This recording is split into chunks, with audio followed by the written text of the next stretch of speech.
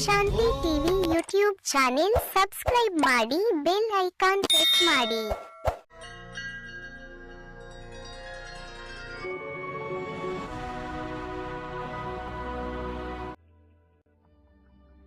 ಓಂ ಶಾಂತಿ. ನಾವೆಲ್ಲ ಆತ್ಮರು ಭ್ರೂ ಮಧ್ಯದಲ್ಲಿ ಸ್ಮೃತಿ ಸ್ವರೂಪರಾಗುತ್ತಾ ನಾವೆಲ್ಲ ಆತ್ಮರ ತಂದೆ ಪರಂಪಿತ ಶಿವಬಾಬರವರನ್ನ ಆಹ್ವಾನಿಸುತ್ತಾ ಪ್ರಜಾಪಿತ ಬ್ರಹ್ಮ ಜಗದಂಬಾ ಸರಸ್ವತಿ ಮಮ್ಮಾರವರನ್ನ ಸ್ಮೃತಿ ಮಾಡುತ್ತಾ ಪ್ರತಿದಿನದಂತೆ ಈ ದಿನವೂ ಸಹ ಈ ಒಂದು ಮುರಳಿ ಚಿಂತನೆಯಲ್ಲಿ ಭಾಗವಹಿಸುತ್ತಿರುವ ನನ್ನೆಲ್ಲ ಸಹೋದರಾತ್ಮರಿಗೆ ಆತ್ಮೀಯವಾದ ಸ್ವಾಗತ, ಸುಸ್ವಾಗತ.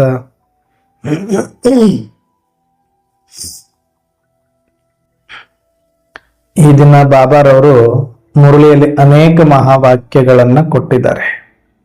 ಅದರಲ್ಲೂ ವಿಶೇಷವಾಗಿ ವರದಾನ ಮತ್ತು ಸ್ಲೋಗನ್ ಇದೆ. ಆ ಕುರಿತು ಸಂಕ್ಷಿಪ್ತವಾದ ಚಿಂತನೆಯನ್ನ ನಾವು ಮಾಡೋಣ. ಈ ದಿನದ ವರದಾನವಿದೆ. ಸ್ವಯಂನ ಪ್ರತಿ ಇಚ್ಛಾ ಮಾತ್ರಂ ಅವಿದ್ಯೆಯಾಗಿ ಬಾಪ್ ಸಮಾನ್ ಅಖಂಡ ದಾನಿ ಪರೋಪಕಾರಿ ಭವ. ಸ್ವಯಂನ ಪ್ರತಿ ಇಚ್ಛಾ ಮಾತ್ರಂ ಅವಿದ್ಯೆಯಾಗಿ ತಂದೆ ಸಮಾನ ಅಖಂಡ ಧಾನಿ ಪರೋಪಕಾರಿ ಭವ ಎನ್ನುವ ವರದಾನ. ತಂದೆಯ ಸಮಾನ ಆಗಬೇಕು ಅನ್ನುವಂಥದ್ದು ಇವತ್ತು ಬಾಬಾರವರ ಆಶೀರ್ವಾದವಾಗಿದೆ. ಆದ್ರೆ ಎಲ್ಲರಿಗೂ ಕೂಡ ಇಚ್ಛೆ ಇದೆ ಬಾಪ್ ಸಮಾನ್ ಆಗಬೇಕು ನಾವು ಅಂತ. ಅದರಲ್ಲೂ ವಿಶೇಷವಾಗಿ ಈಗ ಅವ್ಯಕ್ತ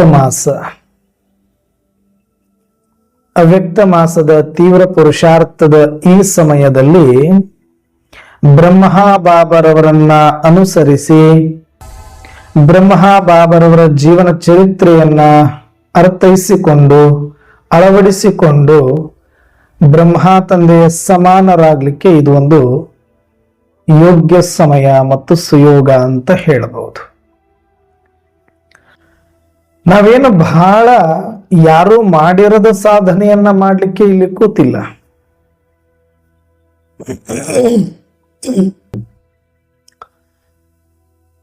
ಈಗಾಗಲೇ ಬ್ರಹ್ಮ ತಂದೆ ಪ್ರತ್ಯಕ್ಷವಾಗಿ ಮಾಡಿ ತೋರಿಸಿರುವುದನ್ನ, ಅವರು ಹಾಕಿಕೊಟ್ಟಿರುವ ಮಾರ್ಗವನ್ನ, ಅವರು ಇಟ್ಟಿರುವ ಹೆಜ್ಜೆಯನ್ನ ಅನುಸರಿಸಿದ್ರೆ ಸಾಕು.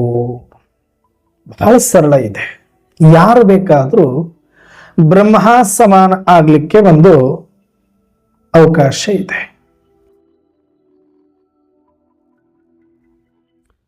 ಯಾಕೆ ಸರಳ? ಯಾವುದೇ ಒಂದು ದಟ್ಟ ಕಾರಣ್ಯ ಆಗ್ಲಿ, ಒಂದು ಬೆಟ್ಟ ಗುಡ್ಡವೇ ಆಗ್ಲಿ, ನಾವು ಈ ಬದಿಯಿಂದ ಆ ಬದಿಗೆ ಹೋಗ್ಲಿಕ್ಕೆ ಒಂದು ಮಾರ್ಗ ಇಲ್ಲದೆ ಇದ್ದಾಗ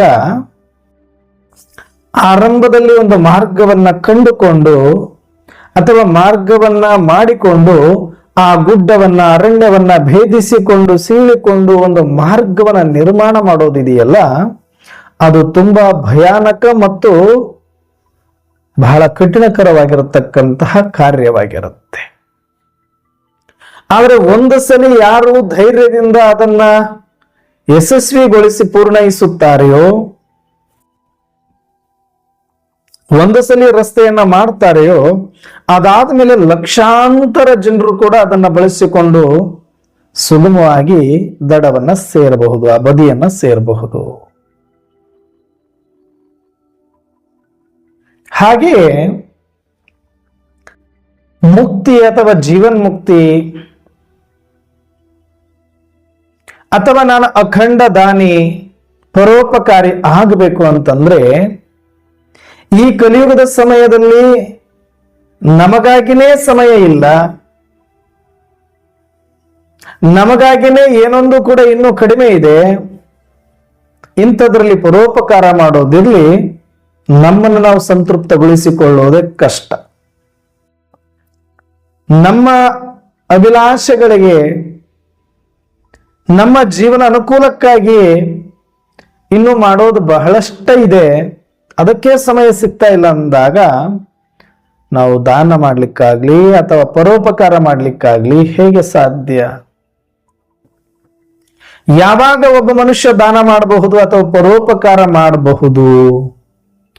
ಯಾವಾಗ ಅಂದ್ರೆ ದಾನ ಅನ್ನೋದು ತನ್ನೊಳಗಡೆ ಇದ್ದು ತಾನು ಸಂತೃಪ್ತನಾಗಿ ಅದಾದ ಮೇಲೆ ಅನ್ಯರಿಗೆ ಕೊಡುವಂಥದ್ದು.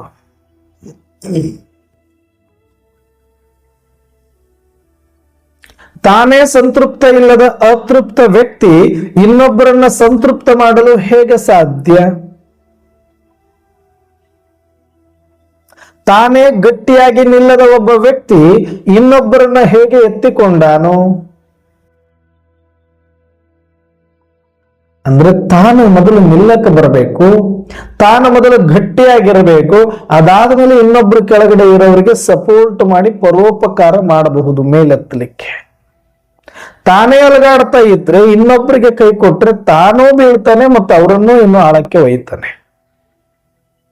ಅದಕ್ಕೆ ಯೋಗ್ಯನಲ್ಲದ ವ್ಯಕ್ತಿಯ ಪರೋಪಕಾರವನ್ನು ನಂಬಬಾರದು, ಯೋಗ್ಯ ಅತೃಪ್ತ ವ್ಯಕ್ತಿಯ ದಾನವನ್ನೂ ಕೂಡ ನಾವು ಸ್ವೀಕಾರ ಮಾಡಬಾರದು.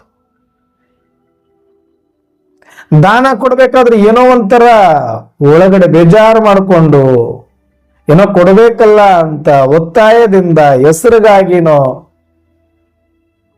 ಕಲ್ಮಶದಿಂದನೋ ಕೋಪದಿಂದನೋ ಕೊಟ್ರೆ ಅದು ದಾನ ಅನ್ನಿಸಿಕೊಳ್ಳೋದಿಲ್ಲ, ಮತ್ತೆ ಅದರಿಂದ ಬೇರೆಯವರು ಕೂಡ ಸಂತೃಪ್ತ ಆಗ್ಲಿಕ್ಕೆ ಸಾಧ್ಯ ಇಲ್ಲ. ಹಾಗಾಗಿ ಆ ದಾನ ನೋಡಬೇಕು, ಎಲ್ಲಿಂದ ಬರ್ತಾ ಇದೆ, ಯಾರಿಂದ ಬರ್ತಾ ಇದೆ, ಅವರು ಹೇಗಿದ್ದಾರೆ, ಯಾವ ಭಾವದಿಂದ ಕೊಡ್ತಿದ್ದಾರೆ, ಅದನ್ನ ಗಮನಿಸಿ ನಾವು ತಗೊಂಡ್ರೆ ಅದು ಸರಿಯಾದ ರೀತಿಯಲ್ಲಿ ಸರಿಯಾದ ಯೋಗ್ಯತೆಯಿಂದ ಸಂತೃಪ್ತತೆಯಿಂದ ನಮಗೆ ಬಂದಾಗ ಅದು ಆಶೀರ್ವಾದ ರೂಪವಾಗುತ್ತೆ, ಅದು ಪ್ರಸಾದ ರೂಪವನ್ನು ಪಡೆದುಕೊಳ್ಳುತ್ತೆ. ಆಗ ನಮಗೆ ಅದರಿಂದ ಸಂತೃಪ್ತಿ ಸಿಗ್ಲಿಕ್ಕೆ ಸಾಧ್ಯತೆ ಇರುತ್ತೆ. ಹಾಗಾಗಿ ಬ್ರಹ್ಮ ತಂದೆಗೆ ಸ್ವಯಂ ಪರಮಾತ್ಮ ಆರಿಸಿಕೊಂಡ್ರು. ಯಾರು ಈ ಕೆಲಸವನ್ನ ಸರಿಯಾಗಿ ಮಾಡಬಲ್ಲರು? ಪರಮಾತ್ಮ ಇಷ್ಟು ಕೋಟ್ಯಾಂತರ ಆತ್ಮ ಇದ್ರು ನಮಗೂ ಕೂಡ ಪ್ರಶ್ನೆ ಬರುತ್ತೆ. ಅನೇಕ ಸಂತರು, ಅನೇಕ ಸನ್ಯಾಸಿಗಳು, ಅನೇಕ ಮಹಾತ್ಮರು, ಅನೇಕ ಬ್ರಹ್ಮಚಾರಿಗಳು, ಸಾಕಷ್ಟು ಸಮಾಜ ಸುಧಾರಕರು ಯಾರೆಲ್ಲ ಇದ್ರು ಕೂಡ, ಯಾರನ್ನ ಬೇಕಾದ್ರೂ ಆಯ್ಕೆ ಮಾಡಿಕೊಳ್ಳುವ ಅವಕಾಶ ಇದ್ರೂ ಸ್ವಯಂ ಪರಮಾತ್ಮ ಯಾಕೆ ಪ್ರಜಾಪಿತ ಬ್ರಹ್ಮ ಅಥವಾ ದಾದಾ ಲೇಖರಾಜ್ ಅವರನ್ನೇ ಆಯ್ಕೆ ಮಾಡಿಕೊಂಡ್ರು? ಒಂದು ಪ್ರಶ್ನೆ ಇವತ್ತಿಗೂ ಕೂಡ ಬಹಳ ಮನದಲ್ಲಿ ಇರುತ್ತೆ, ಬಹಳ ಜನಗಳ ಮನದಲ್ಲಿ. ವೈ ಓನ್ಲಿ ಬ್ರಹ್ಮ ಬಾಬಾ? ಯಾಕೆ ಅವ್ರನ್ನೇ ಚೂಸ್ ಮಾಡಿದ್ರು? ಅಲ್ಟಿಮೇಟ್ ಆಗಿ ಒಬ್ಬರನ್ನೇ ಚೂಸ್ ಮಾಡ್ಬೇಕಷ್ಟೇ, ಯಾರನ್ನೋ ಒಬ್ಬರನ್ನ ಮಾಡಬೇಕಾಗಿತ್ತು. ಯಾರನ್ನ ಮಾಡಿದ್ರು ಈ ಪ್ರಶ್ನೆ ಬಂದಿರೋದು ಬ್ರಹ್ಮರವರಿಗೆ ಅಂತಾನೆ ಅಲ್ಲ, ಯಾರನ್ನ ಚೂಸ್ ಮಾಡಿದ್ರು ಕೂಡ ಈ ಪ್ರಶ್ನೆ ಇರುತ್ತೆ, ಯಾಕೆ ಅವರೇ ಅನ್ನುವಂಥದ್ದು. ಅದಕ್ಕೆ ಉತ್ತರನೂ ಕೂಡ ಅಷ್ಟೇ ಸ್ಪಷ್ಟವಾಗಿ ಮತ್ತು ಗಟ್ಟಿಯಾಗಿನೇ ಇರುತ್ತೆ. ಯಾಕೆ ದಾದಾ ಲೇಖರಾಜರವರನ್ನೇ ಆಯ್ಕೆ ಮಾಡಿಕೊಳ್ತಾರೆ? ಯಾಕೆ ಅಂದ್ರೆ ಒಬ್ಬ ಮನುಷ್ಯ ಹುಟ್ಟಿದಾಗಿನಿಂದ ಸಾಯುವವರೆಗೂ ಒಂದಷ್ಟು ಏಳು ಬೀಳುಗಳನ್ನ ಕಾಣ್ತಾನೆ, ನೋವು ನಲಿವುಗಳನ್ನ ಕಾಣ್ತಾನೆ, ಏರುಪೇರುಗಳನ್ನ ನೋಡುತ್ತಾನೆ. ಆಗ ಯಾವ ಮನುಷ್ಯ ಹುಟ್ಟಿದರೆ ಏನೋ ಏರುಪೇರು ಕಾಣಿಸ್ಲಿಲ್ಲ, ಏನೋ ಏಳು ಬೀಳಲ್ಲಿ ಬರಲಿಲ್ಲ, ಸುಮ್ಮನೆ ಹುಟ್ಟಿದ ಹಿಂಗೆ ಹಿಂಗೆ ಹಿಂಗೆ ಹಿಂಗೆ ಬಂದ್ಬಿಟ್ಟ ಅಂತಂದ್ರೆ ಆತ ಚೆನ್ನಾಗಿ ಬದುಕಿರಬಹುದು, ಆದ್ರೆ ಒಳ್ಳೆ ಅನುಭಾವಿ ಆಗ್ಲಿಕ್ಕೆ ಸಾಧ್ಯ ಇಲ್ಲ ಆತ. ಅದಕ್ಕೆ ಜೀವನ ಅಂದ್ರೇನೆ ಜೀವನಾನುಭವ ಅಂತ ಕರೀತಾರೆ. ಅವ್ರು ಯಾರೇ ಆಗಿದ್ರು ಕೂಡ ಜೀವನಾನುಭವ ಮಾಡ್ಕೊಳ್ಬೇಕವ್ರು. ಸುಖದ ಸುಪ್ಪತ್ತಿಗೆಲ್ಲೇ ಹುಟ್ಟು ಬಿಟ್ಟಿದೀವಿ, ಬಂಗಾರ ಸ್ಪೂನ್ ಇಟ್ಕೊಂಡೇ ಹುಟ್ಟಿದೀವಿ ಅಂದ್ರೂ ಕೂಡ ಅವ್ರು ಹಿಂಗೇ ಹೋಗ್ತಾ ಇದ್ರೆ ಆಗಿಲ್ಲ. ಈಗ ಗೌತಮ ಬುದ್ಧರು ಕೂಡ ರಾಜಮನೆತನದಲ್ಲೇ ಹುಟ್ಟಿ ರಾಜಕುಮಾರರಾಗಿ ರಾಜಸಿಂಹಾಸನವನ್ನೇ ಹತ್ತಿ ಬೆಳೆದರೂ ಕೂಡ ಅವರಿಗೆ ಯಾವುದೇ ಜೀವನ ಅನುಭವ ಆಗಿರಲಿಲ್ಲ ಅನ್ನೋದು ಸ್ಪಷ್ಟವಾಗತ್ತೆ. ಯಾವುದನ್ನ ನಾವು ಪ್ರತಿನಿತ್ಯ ಸಹಜವಾಗಿ ನೋಡ್ತೀವಿ, ಈ ನೋವು ನಲಿವುಗಳನ್ನ ಕಾಣಿಸ್ಕೊಳ್ತೀವಿ, ಆತ ಸುಖದ ಸುಪ್ಪತ್ತಿಗೆಯಲ್ಲೇನೋ ಬೆಳೆದಿದ್ದ, ಆತನಿಗೆ ಯಾವ ಕುಂದು ಕೊರತೆಗಳು ಗೊತ್ತಾಗಿರ್ಲಿಲ್ಲ, ಆತನ ಊಟ ಉಪಚಾರ ತಿಂಡಿ ಎಲ್ಲದಕ್ಕೂ ಕೂಡ ಬಹಳ ವ್ಯವಸ್ಥಿತವಾಗಿತ್ತು. ಆದ್ರೆ ಏನ್ ಆಗಬೇಕಾಗಿತ್ತು ಅದೇ ಆಗಿರ್ಲಿಲ್ಲ. ಅದೇ ಜೀವನಾನುಭವ. ಆ ಜೀವನಾನುಭವ ಇಲ್ಲದ ವ್ಯಕ್ತಿ ಏಸು ಕಾಲ ಬದುಕಿದ್ರು ಏನು? ಸತ್ಯನೇ ಗೊತ್ತಿಲ್ಲದೆ ಹೋದ್ರೆ ಆತನನ್ನ ಸಮಾಜದಿಂದ ವಂಚಿಸಿದಂತೆ, ಆತನಿಗೆ ಸಿಗಬೇಕಾಗಿರುವ ಜೀವನಾನುಭವದಿಂದ ವಂಚನೆ ಮಾಡಿರುವ ಆರೋಪ ಅವರ ತಂದೆಗಾಗ್ಲಿ ಆ ಪರಿಸರಕ್ಕಾಗ್ಲಿ ಸಿಗಬೇಕಾಗತ್ತೆ. ಯಾಕೆ ಅಂದ್ರೆ ಒಬ್ಬ ವ್ಯಕ್ತಿ ಹುಟ್ಟಿದ ಮೇಲೆ ಸಾಯುವುದರೊಳಗೆ ಪ್ರತಿಯೊಬ್ಬರ ಜೀವನದಲ್ಲಿ ಬರುವಂತ ಏರುಪೇರುಗಳನ್ನ ಆತ ದಾಟಿಕೊಂಡು ಬರುವಂತಹ ರೀತಿಯ ಅನುಭವವನ್ನ ಪಡೆದ್ರೇನೆ ಆತ ಒಂದು ಗಟ್ಟಿತನಕ್ಕೆ ಬರಲಿಕ್ಕೆ ಸಾಧ್ಯವಾಗುತ್ತೆ, ಅಥವಾ ಈ ಸೃಷ್ಟಿಯ ಒಂದು ಸತ್ಯವನ್ನ ಅರ್ಥ ಮಾಡಿಕೊಳ್ಳೋದಕ್ಕೆ, ಅದನ್ನ ಜೀರ್ಣಿಸಿಕೊಳ್ಳೋದಕ್ಕೆ ಸಾಧ್ಯವಾಗುತ್ತೆ. ಅದಾಗದ ಕಾರಣ ಅವರಿಗೆ ಒಂದು ಸಣ್ಣ ಸೂಕ್ಷ್ಮ ದಿನನಿತ್ಯ ನಮಗೆಲ್ಲ ಅಂತವು ನೋಡಿ ನೋಡಿ ಸಾಕಾಗೋಗಿದೆ. ಅವೆಲ್ಲವೂ ಕೂಡ ಹಸಿವಿನಿಂದ ಭಿಕ್ಷೆ ಬಿಡ್ತಕ್ಕಂಥವ್ರನ್ನ ನೋಡ್ತೇವೆ, ಸಾವಿನಿಂದ ಶರೀರವನ್ನ ಬಿಟ್ಟು ಹೋಗ್ತಕ್ಕಂಥವ್ರನ್ನ ನೋಡ್ತೇವೆ, ರೋಗದಿಂದ ಬರತಕ್ಕಂಥವ್ರನ್ನ ದಿನನಿತ್ಯ ನೋಡ್ತೇವೆ, ನಾವು ಲಕ್ಷಾಂತರ ಜನ ನೋಡ್ತೇವೆ. ಯಾಕೆ ನಮಗೆ ಅದು ಜೀವನಕ್ಕೆ ತಿರುವನ್ನ ಕೊಡ್ತಾ ಇಲ್ಲ, ಪರಿಣಾಮವನ್ನ ಬೀರ್ತಾ ಇಲ್ಲ ಅಂದ್ರ ಆ ಸಹಜ ಜೀವನದಲ್ಲಿ ಬದುಕ್ತಾ ಇದೀವಿ ನಾವು, ಜೀವನ ಅನುಭವದಲ್ಲೇ ಬದುಕ್ತಾ ಇದೀವಿ ನಾವು.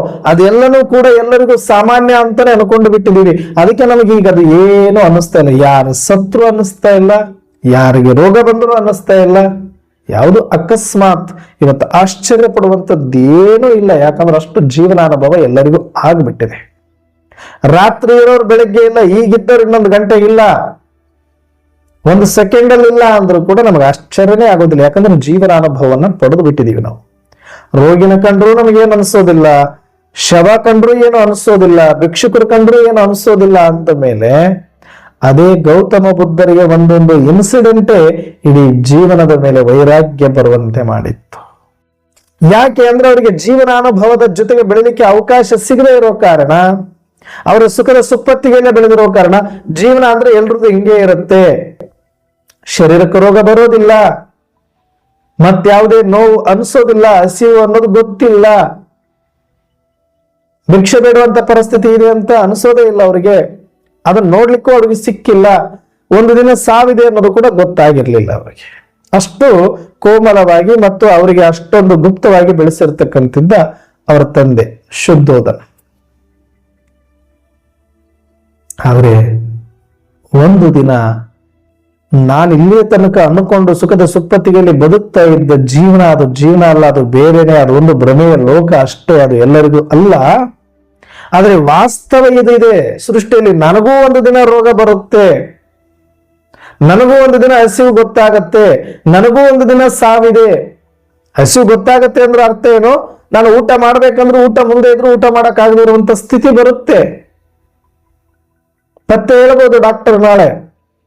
ಈ ಸತ್ಯದ ಅರಿವಾದ ತಕ್ಷಣನೇ ಓಹೋ, ನಾನು ಬದುಕ್ತಾ ಇರೋದು ಜೀವನ ಅಲ್ಲ, ಎಲ್ಲರೂ ಬದುಕ್ತಾ ಇರೋದು ಜೀವನ. ನಾನು ವಾಸ್ತವದಲ್ಲಿಲ್ಲ, ಅವಾಸ್ತವದಲ್ಲಿದ್ದೆ. ನಾನು ನನ್ನದೇ ಆದಂತ ಅವಸ್ಥೆಯಲ್ಲಿದ್ದೆ, ವಾಸ್ತವ ಅಲ್ಲ ಅದು. ಈ ಸತ್ಯ ಗೊತ್ತಾದ ತಕ್ಷಣನೇ ವೈರಾಗ್ಯ ಬಂತು. ಯಾಕೆ?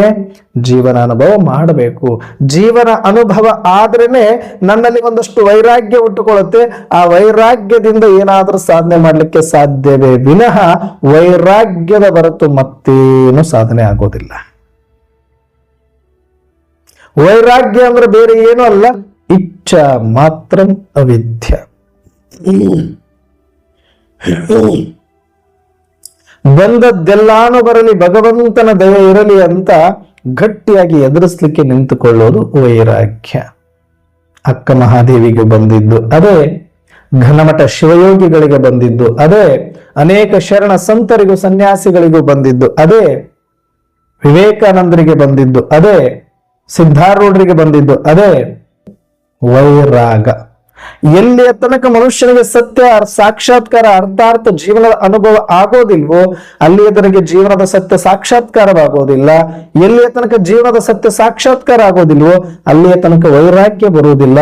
ಎಲ್ಲಿಯ ತನಕ ವೈರಾಗ್ಯ ಬರೋದಿಲ್ವೋ ಅಲ್ಲಿಯ ತನಕ ಇಚ್ಛಾ ಮಾತ್ರ ಅವಿದ್ಯೆ ಆಗೋದಿಲ್ಲ. ಎಲ್ಲಿಯ ತನಕ ಇಚ್ಛಾ ಮಾತ್ರ ಅವಿದ್ಯೆ ಆಗೋದಿಲ್ವೋ ಅಲ್ಲಿಯ ತನಕ ಬೇರೆಯವರಿಗೆ ಒಂದಷ್ಟು ದಾನ ಮಾಡ್ಲಿಕ್ಕಾಗ್ಲಿ, ಅರ್ಥಾರ್ಥದ ಯಾವುದೇ ರೂಪದಲ್ಲಾಗಿರಬಹುದು, ಅಥವಾ ಬೇರೆಯವರಿಗೆ ಪರೋಪಕಾರ ಮಾಡುವಂತಹ ಒಂದು ಗುಣ ಮತ್ತು ಅದಕ್ಕಾಗಿ ಒಂದಷ್ಟು ಸಮಯ ಅವರಲ್ಲಿ ಉಳಿಬೇಕು ಅಂದ್ರೆ ಅವ್ರ ಇಚ್ಛಾ ಮಾತ್ರ ಅವಿದ್ಯೆ ಆಗಬೇಕಾಗ್ತದೆ. ಹಾಗೆ ಬ್ರಹ್ಮ ತಂದೆ ಹುಟ್ಟಿದಾಗಿನಿಂದ 60 ವಯಸ್ಸಿನವರೆಗೆ ಬಹಳ ಒಬ್ಬ ಮನುಷ್ಯ ಏನು ಜೀವನದಲ್ಲಿ ಕಷ್ಟ, ನೋವು, ನಲಿವು ಇದೆಲ್ಲ ನೋಡ್ಬೇಕು, ಅದೆಲ್ಲವನ್ನು ನೋಡ್ಬಿಟ್ರು, ಬಾಲ್ಯದಲ್ಲೇ ಕಂಡುಕೊಂಡು ಬಿಟ್ಟರು ಬ್ರಹ್ಮ ಬಾಬಾರವರು. ಯಾಕೆ ಅಂದ್ರೆ ಚಿಕ್ಕ ವಯಸ್ಸಿನಲ್ಲೇ ತಂದೆ ತಾಯಿ ತೀರ್ಕೊಳ್ತಾರೆ, ಅತಂತ್ರ ಪರಿಸ್ಥಿತಿ ಆಗತ್ತೆ. ಜೀವನ ಒಳಗಡೆಯಿಂದ ಹೋರಾಟ ಬದುಕೋದಕ್ಕಾಗಿ, ಎಲ್ಲರದು ಬೆಳೆಯೋದಕ್ಕಾಗಿದ್ರೆ ಬ್ರಹ್ಮ ತಂದೆಯವರದು ಬದುಕೋದಕ್ಕಾಗಿ ಹೋರಾಟ ನಡೆದು ಬಿಡುತ್ತೆ.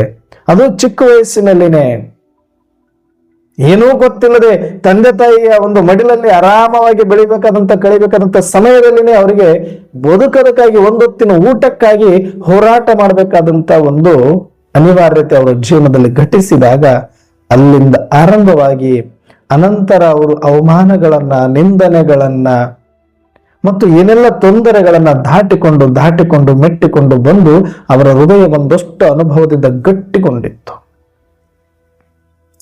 ಆ ಗಟ್ಟಿತನದಿಂದ ಮತ್ತೇನಾದ್ರೂ ಸಾಧನೆ ಮಾಡಬೇಕು ಅನ್ನುವಂತ ಕಿಚ್ಚು ಮತ್ತು ಅವರ ತೀಕ್ಷ್ಣವಾದ ಬುದ್ಧಿ ಕೆಲಸ ಮಾಡಲಿಕ್ಕೆ ಆರಂಭ ಮಾಡಿದ್ದು.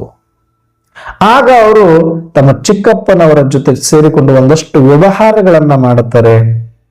ಅದಾದ ಮೇಲೆ ಎಷ್ಟೇ ಇದ್ರೂ ಕೂಡ ಪರಾವಲಂಬಿ ಜೀವನ ಆಗತ್ತೆ. ಒಂದಷ್ಟು ಸ್ವಾವಲಂಬದಲ್ಲಿ ಏನಾದ್ರೂ ಮಾಡಬೇಕು ಅಂತ, ಅದು ಲಾಭನೋ ನಷ್ಟನೋ ನಾನು ಮಾಡ್ಕೊಳ್ಬೇಕು, ನಾನು ಮಾಡೋದ್ರಿಂದ ಇನ್ನೊಬ್ಬರಿಗೆ ಲಾಭ ಆದ್ರೂ ತೊಂದರೆ ಇಲ್ಲ, ಆದ್ರೆ ನಷ್ಟ ಆದ್ರೆ ಅದನ್ನ ಭರಿಸುವ ಶಕ್ತಿ ನನಗಿಲ್ಲ ಅಂತ ತಿಳಿದು ಅವರು ಸ್ವತಃ ಒಂದು ವ್ಯಾಪಾರವನ್ನು ಆರಂಭ ಮಾಡುತ್ತಾರೆ. ಆರಂಭ ಮಾಡಿದ ಮೇಲೆ ಅವರಲ್ಲಿರುವ ಬುದ್ಧಿವಂತಿಕೆ, ಅವರಲ್ಲಿರುವ ಪರಿಶ್ರಮ, ಅವರಲ್ಲಿರುವ ಜೀವನಾನುಭವ, ಅವರಲ್ಲಿರುವ ಹೃದಯವಂತಿಕೆ, ಆ ಜೀವನಾನುಭವ ಏನು ಕಲಿಸಿತ್ತು ಬ್ರಹ್ಮ ಬಾಬರವರಿಗೆ ಅಂದ್ರೆ ಹೃದಯವಂತಿಕೆಯನ್ನ ಕಲಿಸುತ್ತೆ. ಯಾಕಂದ್ರೆ ಯಾರು ಯಾವ ಮೆಟ್ಟಿಲುಗಳನ್ನ ದಾಟಿಕೊಂಡು ಬಂದಿದಾರೋ, ಯಾವ ಮೆಟ್ಟಿಲಲ್ಲಿ ಎಷ್ಟು ಕಷ್ಟ ಇದೆ ಅನ್ನೋದು ಗೊತ್ತಿರುತ್ತೆ ಅವರಿಗೆ. ಹಾಗಾಗಿ ಬಂದಂತ ಜನಗಳ ಜೊತೆ ಬೇರೆ ವ್ಯಾಪಾರಸ್ಥರೆಲ್ಲರೂ ಕೂಡ ಅವರನ್ನ ಒಬ್ಬ ಗಿರಾಕಿ ಅಂತ ನೋಡ್ತಾರೆ, ಒಬ್ಬ ಕಸ್ಟಮರ್ ಅಂತ ನೋಡಿ ಅವರ ಮುಖದಿಂದ ಸ್ಮೈಲ್ ಇಟ್ಕೊಂಡು ಒಂದೆರಡು ಮಾತಾಡಿ ಕಳಿಸ್ತಾರೆ, ಬುದ್ಧಿ ಉಪಯೋಗಿಸ್ತಾರಷ್ಟೇ. ಆದ್ರೆ ಬ್ರಹ್ಮ ತಂದೆ ಬುದ್ಧಿ ಉಪಯೋಗಿಸ್ಲಿಲ್ಲ, ಬದಲಾಗಿ ಹೃದಯವನ್ನ ಉಪಯೋಗಿಸಿದರು. ಯಾಕೆ ಅಂತಂದ್ರೆ ಅವರಿಗೆ ಆ ಜೀವನದಲ್ಲಿ ಒಂದಷ್ಟು ಸತ್ಯಗಳೇನು ಗೊತ್ತಾಗಿತ್ತು. ಬಡತನ ಕೆಟ್ಟದ್ದು, ಹಸಿವು ಕೆಟ್ಟದ್ದು, ಇದೆಲ್ಲ ಗೊತ್ತಾದಾಗ, ಆ ಚಿಕ್ಕ ವಯಸ್ಸಿಗೆ ಎಷ್ಟು ಗೊತ್ತಾಗಬೇಕು ಅಷ್ಟು ಗೊತ್ತಾದಾಗ ಪ್ರತಿಯೊಬ್ಬರಿಗೂ ಹೊಟ್ಟೆ ಇದೆ, ಪ್ರತಿಯೊಬ್ಬರಿಗೂ ಕಷ್ಟ ಇದೆ ಅಂತ ಗೊತ್ತಿದ್ದು ಒಂದು ಧಾರಾಳತನ ಅನ್ನೋದು, ಒಂದು ಹೃದಯವಂತಿಕೆ ಅನ್ನೋದು, ಒಂದು ಮಾನವೀಯತೆ ಅನ್ನೋದು ಅವರಿಗೆ ಸಹಜವಾಗಿ ಬೆಳೆದಿತ್ತು. ಇದೇ ಕಾರಣದಿಂದ ಅವರನ್ನ ಬೇರೆ ಕಡೆ ಕಳಿಸಿಕೊಡ್ತಾರೆ ವ್ಯಾಪಾರಕ್ಕೆ. ನೀನು ಈ ತರ ನನ್ನ ಜೊತೆ ಮಾಡಿದ್ರೆ ಆಗೋದಿಲ್ಲ. ಯಾಕಂದ್ರೆ ಮೊದಲು ಸುಮ್ಮನೆ ಸಂತೆಯಲ್ಲಿ ಕಾಳಕಡಿ ವ್ಯಾಪಾರ ಮಾಡ್ತಾ ಇರ್ತಾರ ಅವ್ರ ಅಣ್ಣ. ಆಗ ಬ್ರಹ್ಮ ತಂದೆ ಬಂದವರಿಗೆಲ್ಲ ಯಾರಾದ್ರಪ್ಪ ಅಂತ ಕೇಳಿದ್ರೆ ತುಂಬಿ ಕೈಯಿಂದ ಕೊಟ್ಟು ಕಳಿಸ್ತಾ ಇದ್ರು. ಅವ್ರ ಹತ್ರ ದುಡ್ಡಿಲ್ಲ ಅಂದ್ರೆ ಪರವಾಗಿಲ್ಲ ಅಂತ ಹೇಳ್ತಾ ಇದ್ರು. ಈ ರೀತಿ ಮಾಡೋದನ್ನ ಅವ್ರ ಅಣ್ಣ ಕಂಡು ಉದ್ಯೋಗ ಮಾಡ್ಲಿಕ್ಕೆ ಬೇಕಾಗಿರೋದು ಬುದ್ಧಿನೇ ಹೊರತು ಹೃದಯ ಅಲ್ಲ ಅಂತ ಹೇಳ್ತಾರೆ. ಒಂದಷ್ಟು ಅವಮಾನ ಮಾಡಿ, ನಿಂದನೆ ಮಾಡಿ, ಬೈದು ಆಮೇಲೆ ಅವ್ರನ್ನ ಬೇರೆ ಕಡೆ ಕಳಿಸ್ಕೊಡ್ತಾರೆ. ಅವ್ರ ಚಿಕ್ಕಪ್ಪನವ್ರ ಹತ್ರ ಹೋಗ್ತಾರೆ. ಅಲ್ಲಿನೂ ಕೂಡ ಧಾರಾಳತನ ವರ್ಕೌಟ್ ಆಗಲ್ಲ ಬೇರೆಯವ್ರ ಹತ್ರ ಇದ್ದಾಗ. ಈತನ ಮನಸ್ಸಿನಲ್ಲಿರುವ ಮಾನವೀಯತೆ, ಒಂದಷ್ಟು ಪರೋಪಕಾರ ಭಾವ, ಒಂದಷ್ಟು ದಯಾಭಾವ, ಜೀವನ ಅನುಭವ ಇವರಿಗೆ ಕಲಿಸಿ ಗಟ್ಟಿಕೊಂಡಿದ್ದರಿಂದ ಅಲ್ಲೂ ಒಂದಷ್ಟು ಸಣ್ಣ ಪುಟ್ಟ ವ್ಯತ್ಯಾಸಗಳಾದ ಮೇಲೆ ಇನ್ನೊಬ್ಬರ ಮೇಲೆ ನನ್ನ ಪರಾವಲಂಬಿ ಆಗೋದು ಬೇಡ, ನನ್ನಿಂದ ಮತ್ತೊಬ್ಬರಿಗೂ ಕೂಡ ತೊಂದರೆ ಆಗೋದು ಬೇಡ ಅನ್ನುವಂತ ನಿರ್ಧಾರದಲ್ಲಿ ತಮ್ಮದೇ ಆದಂತ ಉದ್ಯೋಗ ವ್ಯಾಪಾರವನ್ನು ಶುರು ಮಾಡ್ತಾರೆ. ಆಗ ಎಲ್ಲರೂ ಕೂಡ ಆಲ್ರೆಡಿ ಬೆಳೆದಂತ ವ್ಯಾಪಾರಿಗಳು, ಈಗ ತಾನೇ ಬೆಳೆಸ್ತಕ್ಕಂಥ, ಈಗ ತಾನೇ ಆರಂಭಿಸಿರುವ ಬ್ರಹ್ಮ ಬಾಬರವರು. ಆದ್ರೆ ಅವರು ಬರುವಂತ ಪ್ರತಿಯೊಬ್ಬ ಕಸ್ಟಮರ್, ಗಿರಾಕಿ ಯಾರಿದಾರೋ ಅವ್ರನ್ನ ಬರೀ ಗಿರಾಕಿಯಾಗಿ ನೋಡ್ಲಿಲ್ಲ, ಅವ್ರನ್ನ ತನ್ನ ಸಂಬಂಧಿಗಳಾಗಿ ನೋಡಿದ್ರು, ತನ್ನ ಸಹೋದರರಾಗಿ ನೋಡಿದ್ರು, ತನ್ನ ಮನೆಯವರಾಗಿ ನೋಡಿದ್ರು, ಅವರ ಕಷ್ಟ ಸುಖಗಳಿಗೆ ಸ್ಪಂದಿಸಿದ್ರು, ಒಂದೆರಡು ಹೃದಯದಿಂದ ಒಳ್ಳೆ ಮಾತುಗಳನ್ನಾಡಿದ್ರು ಮತ್ತು ಅವರಿಗೆ ಸರಿಯಾದ ತಿಳುವಳಿಕೆಯನ್ನ ಕೊಟ್ಟು ಆ ವ್ಯಾಪಾರವನ್ನ ಮಾಡ್ತಾ ಇದ್ರು. ಎಷ್ಟೇ ಹಣವಂತರಿದ್ರೂ ಕೂಡ ಒಂದು ವ್ಯಾಪಾರ ಮಾಡಬೇಕು ಅಂದ್ರೆ ಎಲ್ಲದರಲ್ಲೂ ಕೂಡ ಅವರ ಬುದ್ಧಿ ಅಷ್ಟೇ ತೀಕ್ಷ್ಣ ಆಗಿರೋದಿಲ್ಲ. ಮತ್ತು ಅದರಲ್ಲಿ ಏಳಿ ಕೇಳಿ ವಜ್ರದ ವ್ಯಾಪಾರ ಅಥವಾ ಒಂದು ಬಂಗಾರದ ವ್ಯಾಪಾರನೇ ಅನ್ಕೊಳ್ಳಿ, ಅದರಲ್ಲಿ ಒರಿಜಿನಲ್ ಮತ್ತು ಡೂಪ್ಲಿಕೇಟ್ಗೆ ತುಂಬಾ ವ್ಯತ್ಯಾಸ ಏನು ಕಾಣಿಸೋದಿಲ್ಲ. ಮಾರ್ಕೆಟ್ ಅಲ್ಲಿ ನಾವು ತಗೊಂಡಿದ್ದು ಒರಿಜಿನಲ್ ಅಂತ ಅನ್ಕೊಂಡು ಅವ್ರು ಹಾಕೊಂಡು ಹೋಗ್ಬೇಕಷ್ಟೇ ಹೊರತಾಗಿ ಅದಕ್ಕೆ ಯಾವುದೇ ಮಾಪನಗಳು ಅಷ್ಟಾಗಿ ಇರೋದಿಲ್ಲ. ಆದ್ರೆ ಗ್ರಾಹಕ ಮತ್ತು ವ್ಯಾಪಾರಸ್ಥದ ಮಧ್ಯೆ ಇರುವಂತ ಆ ಸಂಬಂಧ, ನಂಬಿಕೆ ಮೇಲೆ ಅದು ನಡೆಯುವಂತ ವ್ಯಾಪಾರ ಅದು. ಹಾಗಾಗಿ ಎಲ್ಲರ ಹೃದಯವನ್ನ ಗೆಲ್ಲುವಲ್ಲಿ ಬ್ರಹ್ಮ ತಂದೆ ಯಶಸ್ವಿ ಯಾಕೆ ಆದ್ರು ಅಂತಂದ್ರೆ ಅವರಲ್ಲಿರುವ ಸತ್ಯ, ನಿಷ್ಠೆ ಮತ್ತು ಪ್ರಾಮಾಣಿಕತೆ. ಒರಿಜಿನಲ್ ಮತ್ತು ಡೂಪ್ಲಿಕೇಟ್ಗೆ ಇರುವ ವ್ಯತ್ಯಾಸವನ್ನ ತಿಳಿಸಿ, ಇದು ಇಷ್ಟೇ ರೇಟು, ಇದು ಇಷ್ಟೇ ರೇಟು ಅಂತ ನಿಖರವಾಗಿ ಅದರ ಬೆಲೆಯನ್ನ ತಿಳಿಸಿ ಅವರಿಗೆ ಅರ್ಥೈಸಿ ಅವುಗಳನ್ನ ಮಾರಾಟ ಮಾಡುವ ಒಂದು ವಿಧಾನ ಏನಿದೆ, ತನ್ನ ಅಕ್ಕನಿಗೆ ಕೊಡಿಸ್ತಾ ಇದ್ದೀನಿ, ತನ್ನ ಮಗಳಿಗೆ ಕೊಡಿಸ್ತಾ ಇದ್ದೀನಿ, ತನ್ನ ಸಹೋದರಿಗೆ ಕೊಡ್ತಾ ಇದ್ದೀನಿ ಅನ್ನೋ ತರದಲ್ಲಿ ಒಂದು ತಂದೆಯ ಜಾಗದಲ್ಲಿ ನಿಂತು, ಕೆಲವರಿಗೆ ಮಕ್ಕಳ ಜಾಗದಲ್ಲಿ ನಿಂತು, ಕೆಲವರಿಗೆ ಅಣ್ಣನ ಜಾಗದಲ್ಲಿ ನಿಂತು ಆ ಒಂದು ವ್ಯಾಪಾರವನ್ನ ಮಾಡ್ತಾ ಇದ್ರು ಹೊರತಾಗಿ ಅವರು ಒಬ್ಬ ವ್ಯಾಪಾರಿ ತರ ಅನ್ನಿಸ್ತಾನೆ ಇರಲಿಲ್ಲ. ಮನೆಗೆ ಯಾರಾದ್ರೂ ಬಂದಾಗ ಹೇಗೆ ಅತಿಥಿ ಉಪಚಾರವನ್ನ ಮಾಡ್ತೇವೆಯೋ ಹಾಗೆ ಅವರು ಅಂಗಡಿಗೆ ಬಂದಂತವರ ಜೊತೆ ಒಂದಷ್ಟು ತಂಪಾದ ನೀರನ್ನ ಕೊಟ್ಟು ಅವರಿಗೆ ಕುಶಲೋಪರಿಯನ್ನ ವಿಚಾರಿಸಿ ಆಮೇಲೆ ವ್ಯಾಪಾರಕ್ಕೆ ಬರ್ತಾ ಇದ್ರು. ಇದು ಒಬ್ಬ ಸದೃದಯವಂತನ ಲಕ್ಷಣವಾಗಿದ್ದರಿಂದ ಅನೇಕರು ಕೂಡ ಈ ಒಂದು ಬ್ರಹ್ಮ ತಂದೆಯ ಹೃದಯವಂತಿಕೆಯನ್ನ ಮೆಚ್ಚಿ ಅವರೆಡೆಗೆ ಆಕರ್ಷಿತರಾಗ್ತಾರೆ. ಅನೇಕ ಜನಗಳು ಅವರ ಕಡೆ ಬಂದು ವ್ಯಾಪಾರವು ಕೂಡ ಬೆಳೀತಾ ಹೋಗುತ್ತೆ. ಅವರ ಮೇಲೆ ನಂಬಿಕೆ ಜಾಸ್ತಿ ಆಗುತ್ತೆ. ಅವರ ಹೆಸರು ಎಲ್ಲರಿಗೂ ಕೂಡ ಪ್ರಚಲಿತದಲ್ಲಿ ಬರುತ್ತೆ. ಅಲ್ಲಿ ಹೋದರೆ ನಮ್ಗೆ ಯಾವುದೇ ಭಯ ಇಲ್ಲ ಅನ್ನುವಷ್ಟರ ಮಟ್ಟಿಗೆ ವ್ಯಾಪಾರ ಅಂದ್ರೇನೆ ಭಯ.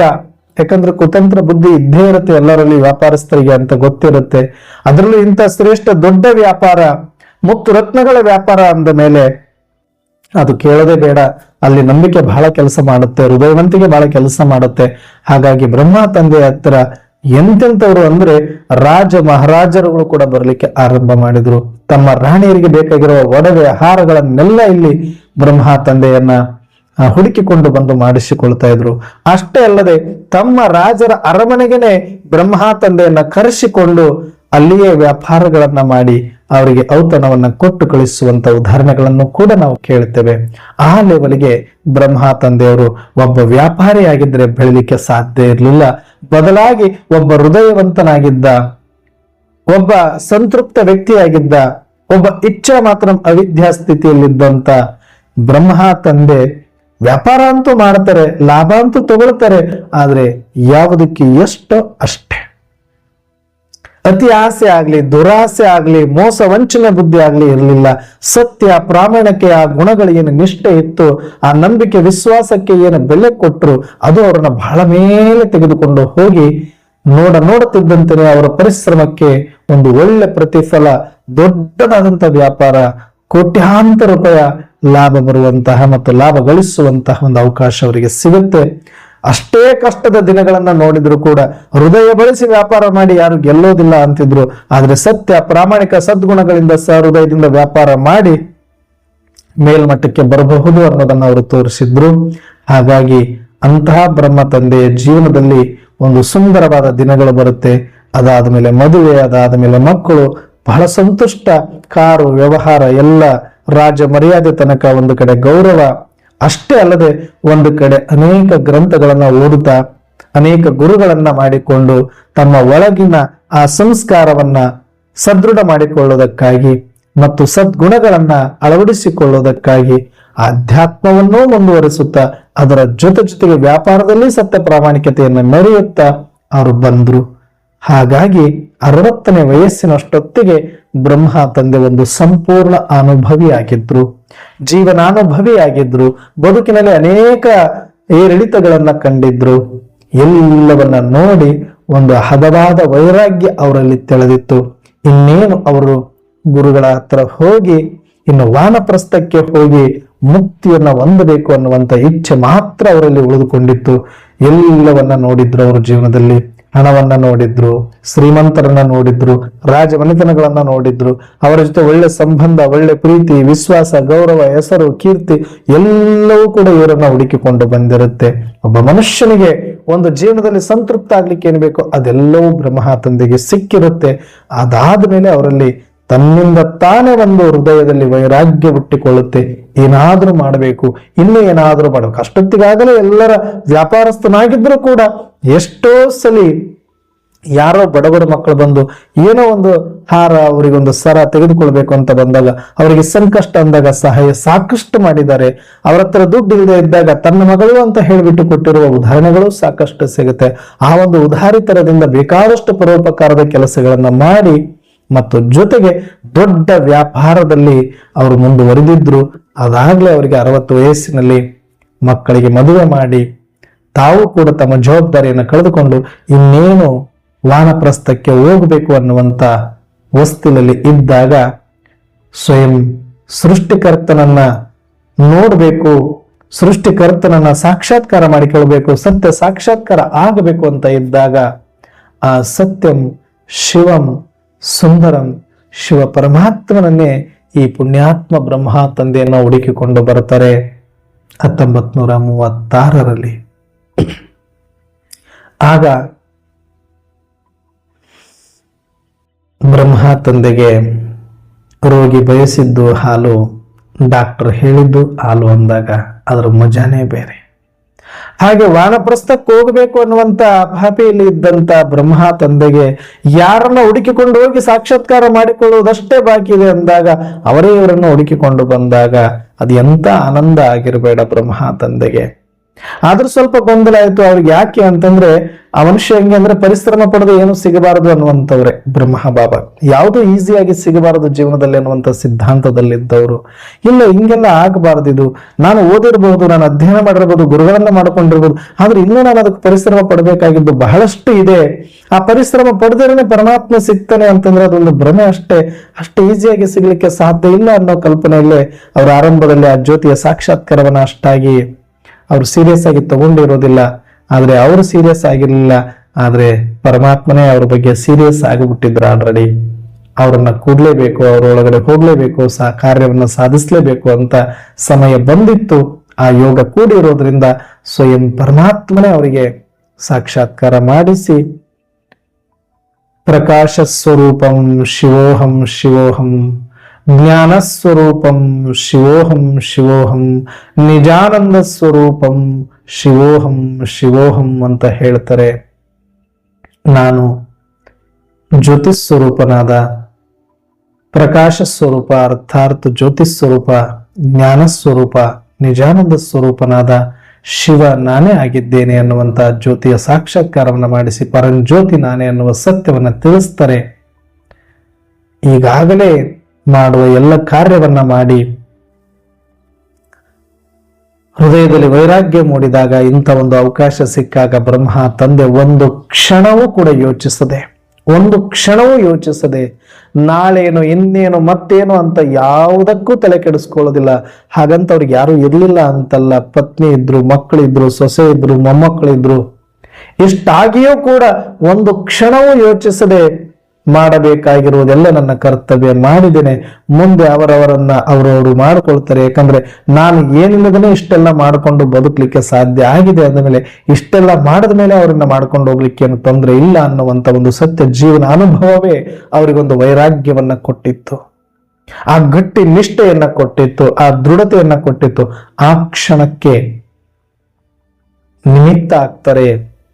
ಬೇಕಾದಂತ ಕೋಟ್ಯಾಧೀಶ ಇದ್ರು ಕೂಡ ಒಂದು 10 ರೂಪಾಯಿ ಬಿದ್ರು ಕೂಡ ಯಾರೋ ತಗೊಳೋದ್ ನೋಡ್ಕೊಂಡು ನಾವು ಸುಮ್ಮನೆ ಇರೋದಿಲ್ಲ. ಅದು ನಂದು ಕೊಡ್ರಿ ಅಂತೀವಿ ನಾವು.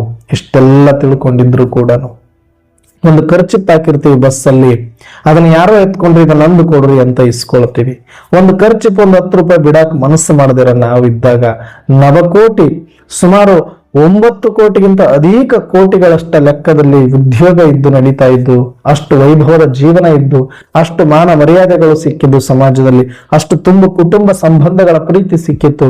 ಆದ್ರೆ ಒಂದು ಕ್ಷಣವೂ ಯೋಚಿಸದೆ ಎಲ್ಲವನ್ನ ತ್ಯಾಗ ಮಾಡಲಿಕ್ಕೆ ರೆಡಿಯಾದ್ರು. ಬಂದ್ರೆ ಜೊತೆಗೆ, ಇಲ್ಲ ಅಂದ್ರೆ ಬಿಟ್ಟು. ಇದು ಒಂದೇ ಸಿದ್ಧಾಂತ ಇತ್ತವ್ರ ಹತ್ರ. ಬಂದ್ರೆ ಜೊತೆಗೆ, ಇಲ್ಲ ಅಂದ್ರೆ ಬಿಟ್ಟು. ನಾನಂತೂ ಹೋಗಬೇಕು, ನಾನು ಮಾಡ್ಲೇಬೇಕು ಅಂತ ತಯಾರಾಗಿ ಒಂದು ಕ್ಷಣದಲ್ಲಿ ತಮ್ಮ ಎಲ್ಲ ಇಚ್ಛೆಗಳನ್ನ ಬದಿಗೊತ್ತಿದ್ರು. ಒಂದೇ ಕ್ಷಣದಲ್ಲಿ ಇಚ್ಛಾ ಮಾತ್ರ ಅವಿದ್ಯ. ತಮಗಾಗಿ ಏನನ್ನೂ ಕೂಡ ಅವರು ಸಂಕಲ್ಪ ಮಾಡದೆ, ತಮ್ಮವರು ಅನ್ನುವಂಥ ಸಂಕಲ್ಪವನ್ನು ಮಾಡದೆ, ತಾವಿನ್ನೇನೋ ಮಾಡಬೇಕು ಅನ್ನುವಂಥ ಭಯವನ್ನು ಸೃಷ್ಟಿಸಿಕೊಳ್ಳದೆ, ಆದದ್ದೆಲ್ಲ ಒಳ್ಳೆಯದೇ ಆಗಿದೆ, ನಾನು ಅಂದುಕೊಂಡಿದ್ದು ಅದೇ, ನೀವು ಮಾಡಿಸುತ್ತಿರುವುದು ಅದೇ ಅಂತ ಗೊತ್ತಾದಾಗ ಬಹಳ ಖುಷಿಯಿಂದ ತಮ್ಮನ್ನ ತಾವು ಪರಮಾತ್ಮನಿಗೆ ಸಮರ್ಪಣೆ ಮಾಡಿಕೊಳ್ತಾರೆ. ಯಾವಾಗ ಸಾಧ್ಯ ಸಂಪೂರ್ಣ ಸಮರ್ಪಣೆ? 1%, ಒಂದು ಲವಲೇಶದಷ್ಟು ಹಿಂದೆ ಮುಂದೆ ನೋಡದೆ ಮತ್ತು ಒಂದು ಸ್ವಲ್ಪ ಉಳಿಸಿಕೊಳ್ಳದೆ ಸಂಪೂರ್ಣ ಸಮರ್ಪಣೆ ಪರಮಾತ್ಮನಿಗೆ ಬ್ರಹ್ಮ ತಂದೆ ಮಾಡಿಕೊಳ್ತಾರೆ. ಆಗನೇ ದಾದಾ ಲೇಖರಾಜ್ ಹೋಗಿ ಪ್ರಜಾಪಿತ ಬ್ರಹ್ಮ ಅನ್ನುವ ನಾಮಕರಣ ಸಿಗುತ್ತೆ. ಯಾವಾಗರೂ ಪ್ರಜಾಪಿತ ಆದರೂ ಅಲ್ಲಿಂದ ಎಲ್ಲ ಪ್ರಜೆಗಳಿಗಾಗಿ ಹೊರತಾಗಿ ತನಗಾಗಿ ಇಲ್ಲ. ಒಬ್ಬ ರಾಜನು ಕೂಡ ತನ್ನ ಇಚ್ಛೆಗಳನ್ನ ಇಟ್ಟುಕೊಂಡ ಆತನಿಗೆ ರಾಜ್ಯವನ್ನು ಸುಭಿಕ್ಷವಾಗಿ ನಡೆಸಲಿಕ್ಕೆ ಸಾಧ್ಯವಿಲ್ಲ. ರಾಜ್ಯದ ಪ್ರಜೆಗಳಿಗೆ ಒಳ್ಳೆಯದನ್ನ ಮಾಡಲಿಕ್ಕೆ ಸಾಧ್ಯ ಇಲ್ಲ. ಹೇಗೋ ಆ ರಾಜ್ಯ ವಿಲಾಸಿಯಾಗಿದ್ರೆ, ಆ ರಾಜ ಇಚ್ಛೆ ಉಳ್ಳವನಾಗಿದ್ರೆ ಆತನಿಂದ ರಾಜ್ಯಕ್ಕೆ ಯಾವುದೇ ಅಂತ ದೊಡ್ಡ ಮಹತ್ವದ ಕೊಡುಗೆ ಸಿಗಲಿಕ್ಕೆ ಸಾಧ್ಯ ಇಲ್ಲ. ಯಾರು ತಮ್ಮದೆಲ್ಲವನ್ನ ಸಮರ್ಪಿಸಿಕೊಂಡು ಎಲ್ಲ ಪ್ರಜೆಗಳ ಹಿತವನ್ನೇ ಬಯಸಿ ತನ್ನ ಇಚ್ಛೆಯನ್ನೆಲ್ಲ ಸಂಪೂರ್ಣವಾಗಿ ತ್ಯಜಿಸುವಂತ ರಾಜನಿಂದ ಮಾತ್ರ ಆ ರಾಜ್ಯದ ಪ್ರಜೆಗಳು ಏನಾದರೂ ನಿರೀಕ್ಷೆ ಮಾಡಲಿಕ್ಕೆ ಹೇಗೆ ಸಾಧ್ಯನೋ ಹಾಗೆ ಪ್ರಜಾಪಿತ ಆದ ಮೇಲೆ ತನ್ನ ಪ್ರಜೆಗಳ ಅರ್ಥಾರ್ಥ ಸರ್ವ ಧರ್ಮದ ಆತ್ಮರು ಕೂಡ ಆತನ ಪ್ರಜೆಗಳೇ ಆಗಿರುತ್ತಾರೆ. ಎಲ್ಲಾ ಮನುಷ್ಯಾತ್ಮರು ಆತ್ಮ ಪ್ರಜೆಗಳಾದ ಮೇಲೆ ಈ ಮಕ್ಕಳು ಅಷ್ಟೇ ಮಕ್ಕಳಲ್ಲ, ನನಗೆ ಇಡೀ ಜಗತ್ತಿನಲ್ಲಿರುವ ಎಲ್ಲರೂ ಮಕ್ಕಳೇ. ಇವರಷ್ಟೇ ನನ್ನ ಸಂಬಂಧಿಗಳಲ್ಲ, ಅವರೆಲ್ಲರೂ ನನ್ನ ಸಹೋದರ ಆತ್ಮರೇ ಅನ್ನುವಂತ ಸತ್ಯ ಸಾಕ್ಷಾತ್ಕಾರ ಆಗಿತ್ತು. ಆಗ ಅಷ್ಟೊತ್ತಿಗೆ ಜೀವನದ ಜೀವನಾನುಭವ ಗಟ್ಟಿಗೊಂಡು ವೈರಾಗ್ಯವನ್ನ ತೆಳೆದಿತ್ತು. ಆಗ ಪ್ರಜಾಪಿತನಾಗಿ ಒಂದು ಕ್ಷಣದಲ್ಲಿ ಸಿಂಹಾಸನವನ್ನು ಅಲಂಕರಿಸಿಕೊಂಡು ಅಲ್ಲಿಂದ ತನ್ನಲ್ಲಿರುವ ಎಲ್ಲ ತನು ಮನ ಧನ ಗುಣ ಸಮಯ ಶ್ವಾಸ ಸಂಕಲ್ಪ ಎಲ್ಲವನ್ನೂ ತನ್ನವರಿಗಾಗಿ ದಾನ ಮಾಡಲಿಕ್ಕೆ ತಯಾರಾದ್ರು ಮಹಾದಾನಿ ಪ್ರಜಾಪಿತ ಬ್ರಹ್ಮ. ಯಾಕೆ ಆಯಿತು ಅಂದ್ರೆ ಇಚ್ಛಾ ಮಾತ್ರ ಅವಿದ್ಯ. ಅವರಿಗೆ ಮತ್ತೊಂದು ಇಚ್ಛೆ ಅನ್ನುವಂಥದ್ದೇ ಸಂಕಲ್ಪ ಇರಲೇ ಇಲ್ಲ. ಅವರಿಗೆ ಸಂತೃಪ್ತ ಆಗ್ಬಿಟ್ಟಿದ್ರು. ಅಷ್ಟೊತ್ತಿಗಾಗಲೇ ಅವರು ಎಲ್ಲವನ್ನ ನೋಡಿ ಜೀವನಾನುಭವದಿಂದ ಗಟ್ಟಿಕೊಂಡು ಆ ವೈರಾಗ್ಯ ತಿಳಿದು ಅದರಲ್ಲಿ ಸಂತೃಪ್ತತೆ ಅನ್ನೋ ಭಾವದಲ್ಲಿದ್ದಾಗ ಅಲ್ಲಿ ಇಚ್ಛೆನೇ ಇರಲಿಲ್ಲ. ಹಾಗಾಗಿ ಆ ಒಂದು ಎಲ್ಲರಿಗೂ ತನ್ನಲ್ಲಿರುವುದು ದಾನ ಮಾಡಲಿಕ್ಕೆ ಸಾಧ್ಯವಾಯಿತು. ಅರ್ಥಾತ್ ಇಲ್ಲಿ ದಾನ ಅನ್ನೋದಕ್ಕಿಂತ ಸಮರ್ಪಣೆ ಮಾಡಲಿಕ್ಕೆ ಅಥವಾ ಯಜ್ಞದಲ್ಲಿ ಸ್ವಾಹ ಮಾಡಲಿಕ್ಕೆ ಸಾಧ್ಯ ಆಯಿತು ಅಂತ ನಾವು ಹೇಳ್ಬೋದು. ಅದು ಎಲ್ಲೂ ದಾನ ಅಂದ್ರೆ ತಪ್ಪಾಗತ್ತೆ. ಬ್ರಹ್ಮ ಬಾಬಾ ದಾನದ ದೃಷ್ಟಿಯಿಂದ ಮಾಡಲಿಲ್ಲ, ಅದು ಸೇವೆ ಅಂತನೂ ಮಾಡಲಿಲ್ಲ, ಅದು ಕರ್ತವ್ಯ ಅಂತನೂ ಮಾಡಲಿಲ್ಲ. ಅದನ್ನು ಸುಮ್ಮನೆ ಹಿಂಗ ಸುರಿದ್ರಷ್ಟೇ ಭಗವಂತನ ಯಜ್ಞದಲ್ಲಿ. ಎಲ್ಲೂ ಯಾರಿಗೂ ತೋರಿಸ್ಕೊಳ್ಳದಿರೋ ಸುಮ್ಮನೆ ಸುರಿದು ಬಿಟ್ರಷ್ಟೇ. ಅದಕ್ಕೆ ಹೆಸರು ಕೊಡಕ್ಕೂ ಆಗಲ್ಲ. ಅಷ್ಟು ನೀಟಾಗಿ ಏನೋ ಸ್ವಲ್ಪ ಲವಲೇಶ ಇಲ್ಲದೆ ಸುರಿದ್ರು. ಮತ್ತೆ ಪರೋಪಕಾರ, ತಮ್ಮ ಜೀವನ ಅನುಭವನೂ ಇದೆ, ಪರಮಾತ್ಮನ ಜ್ಞಾನ ಭಂಡಾರವೂ ಇದೆ. ಇನ್ನು ಉಳಿದಿರುವ ಮಾರ್ಗ ಸಮಯದ ಸೂಚನೆಯನ್ನ ಕೊಟ್ಟು ಎಲ್ಲರನ್ನೂ ಮೇಲೆತ್ತಬೇಕು. ಯಾಕಂದ್ರೆ ಆತ್ಮರೆಲ್ಲರೂ ಪರಮಾತ್ಮನ ತಂದೆನೇ ಆಗಿದ್ರು ಕೂಡ ಮನುಷ್ಯಾತ್ಮರೆಲ್ಲರೂ ಪ್ರಜಾಪಿತನ ಮಕ್ಕಳೇ ಆಗಿರೋದ್ರಿಂದ ತನ್ನ ಮಕ್ಕಳನ್ನ ತಾನು ರಕ್ಷಿಸುವ ಕಾರ್ಯವನ್ನ ಮಾಡಲಿಕ್ಕೆ ಪರೋಪಕಾರಿಯಾಗಿ ನಿಂತರು ಪ್ರಜಾಪಿತ ಬ್ರಹ್ಮ. ಹಾಗಾಗಿ ಇಂತಹ ಒಂದು ಅವ್ಯಕ್ತ ಮಾಸದ ಸಮಯದಲ್ಲಿ ನಾವು ಬ್ರಹ್ಮ ಬಾಬಾರವರ ಸಮಾನ ಆಗಬೇಕು. ಅವ್ರ ಸಮಾನ ನಾವು ಸ್ವಾಹ ಮಾಡಿಕೊಳ್ಳಬೇಕು, ಸಮರ್ಪಣೆ ಮಾಡಿಕೊಳ್ಬೇಕು, ತನುಮನ ಧನವೆಲ್ಲವನ್ನ ಇದರಲ್ಲಿ ಸದುಪಯೋಗ ಮಾಡಿಕೊಳ್ಳಬೇಕು ಮತ್ತು ಅನೇಕ ಆತ್ಮರ ಸಹೋದರಾತ್ಮರ ಕಲ್ಯಾಣವನ್ನ ಮಾಡಬೇಕು, ಪರೋಪಕಾರಿಗಳಾಗಬೇಕು. ಅಂದ್ರೆ ನಾವು ಕೂಡ ಅದೇ, ನಮಗೂ ಒಂದಷ್ಟು ಅಲ್ಪ ಸ್ವಲ್ಪ ಜೀವನಾನುಭವ ಆಗಿದೆ, ಒಂದಷ್ಟು ವೈರಾಗ್ಯನೂ ಬಂದಿರುತ್ತೆ. ಆದ್ರೆ ಈಗ ಆಗಬೇಕಾಗಿರೋದು ಇಚ್ಛಾ ಮಾತ್ರ ಅವಿದ್ಯ.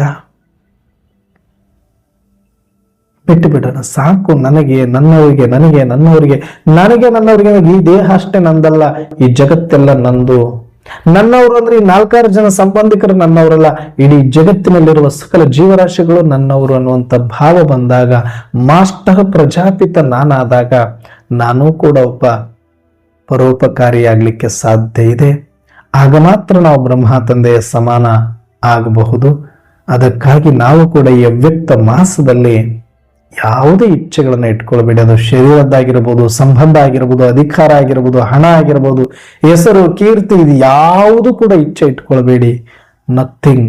ಸಿಗಬೇಕಾಗಿರುವ ಪರಮಾತ್ಮ ಸಿಕ್ಕಾಗಿದೆ, ಕೊಡಬೇಕಾಗಿರೋ ಜ್ಞಾನ ಕೊಟ್ಟಾಗಿದೆ, ಸಿಗಬೇಕಾಗಿರೋ ದೃಷ್ಟಿ, ಸಿಗಬೇಕಾಗಿರೋ ಪಾಲನೆ, ಸಿಗಬೇಕಾಗಿರೋ ಯಜ್ಞ, ಸಿಗಬೇಕಾಗಿರೋ ಆದಿರತ್ನರು, ಸಿಗಬೇಕಾಗಿರೋ ಬ್ರಹ್ಮ, ಎಷ್ಟು ಅದ್ಭುತವಾದದ್ದನ್ನು ನಾವೆಲ್ಲ ಪಡ್ಕೊಂಡು ಮೇಲೂ ಕೂಡ ನಾವು ಹಾಲುಂಡ ಮೇಲೆ ಮೇಲೊಂಬರೆ ಅಂತ ಕೇಳ್ತಾರೆ.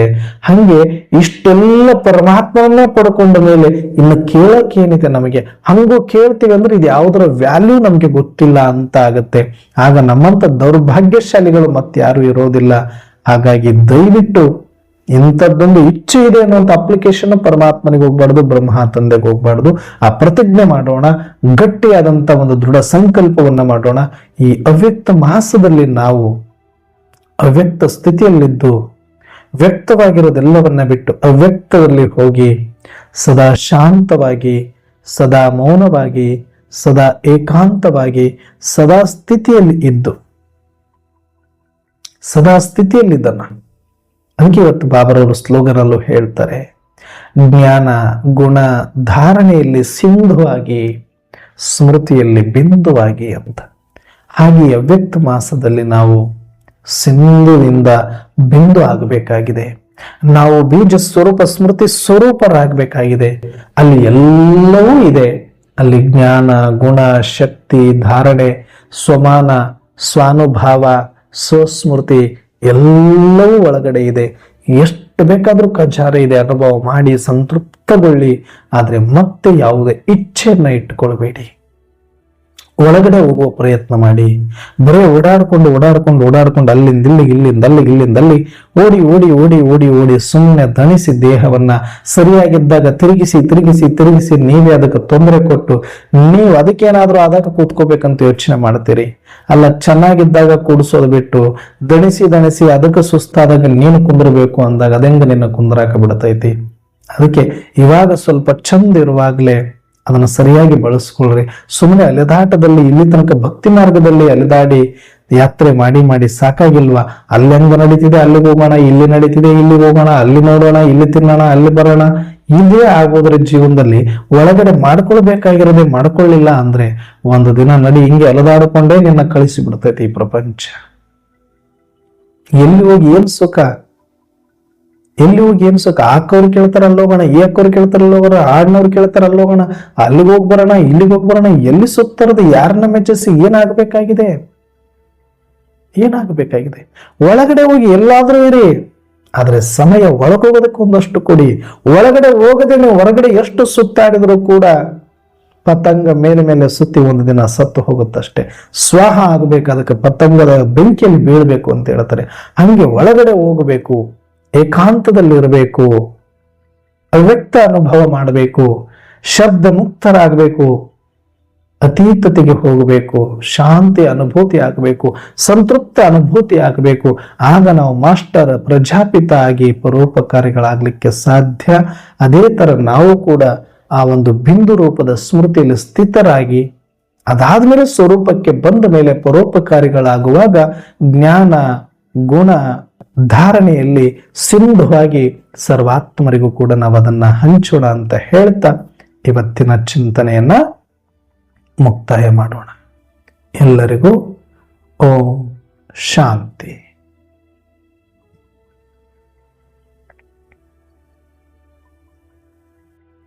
ಸಾಧ್ಯವಾದಷ್ಟು ಈ ಅವ್ಯಕ್ತ ಮಾಸದಲ್ಲಿ ಶಬ್ದದಿಂದ ಅತೀತರಾಗಿ, ಸಮಯ ತುಂಬಾ ಡೇಂಜರ್ ಇದೆ, ಮುಂದೆ